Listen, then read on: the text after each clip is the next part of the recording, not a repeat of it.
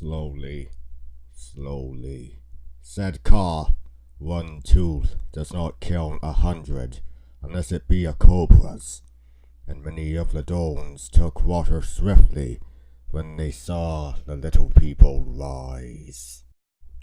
The more work for my knife, then. Fie, how the little people follow. Mowgli sank again. The face of the water was blanketed with wild bees, buzzing suddenly and stinging all they found. Nothing was ever yet lost by silence, said Kaa. No sting could penetrate his scales, and thou hast all the long night for the hunting. Hear them howl. Nearly half the pack had seen the trap their fellows rushed into, and turning sharp aside had flung themselves into the water, where the gorge broke down in steep banks. Their cries of rage and their threats against the tree ape, who had brought them to their shame, mixed with yells and growls of those who had been punished by the little people. To remain ashore was death, and every Dolan knew it.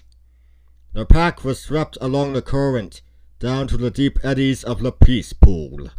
But even there the angry little people followed, and forced them to the water again. Mowgli could hear the voice of the tailless leader, bidding his people hold on, and kill out every ruffian Seoni, but he did not waste his time in listening.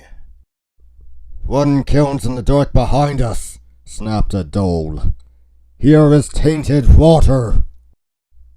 Mowgli had dived forward like an otter, twitched the struggling dhole under water before he could open his mouth, and dark rings rose as the body plopped up, turning on its side. The dholes tried to turn, but the current prevented them.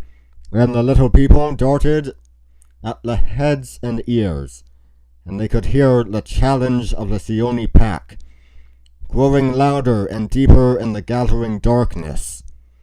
Again Mowgli dived, and again a dhole went under and rose dead. And again the clamour broke out at the rear of the pack, some howling that it was best to go ashore, others calling on their leader to lead them back to the Deccan, and others bidding Mowgli show himself and be killed.